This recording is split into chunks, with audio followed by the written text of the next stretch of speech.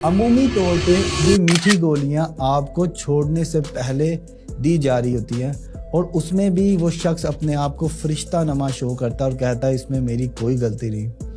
اور بعض لوگ تو ایسے بھی ہوتے ہیں، سیدھا ہی آپ کو بلاک کرتے ہیں، اور پھر ان کی طرف سے آپ جیے یا مرے، ان کو آپ کے آنسوؤں کی، آپ کے جذبات کی، آپ کے احساسات کی کوئی قدر فکر نہیں ہوتی۔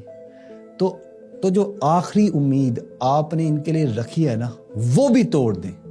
اپنی ذات پہ فوکس کریں، اپنے جذبات، اپنے احساسات، خود کو مضبوط بنائیں، خود کو اتنا قابل بنائیں کہ آپ کے لیے، آپ سے ملاقات کے لیے لوگ گھنٹوں انتظار کریں، آپ سے گفتگو کے لیے لوگ پیسے دے کے آپ کا ٹائم خریدے کہ بھائی فلان چیز کا یہ بندہ ایکسپرٹ ہے، اس کے پاس تو ٹائم ہی نہیں ہوتا، میں نے پیسے دے کے اس کا ٹائم خریدا ہے۔ تو خود کو خوش رکھیں، خود سے امید باندھیں۔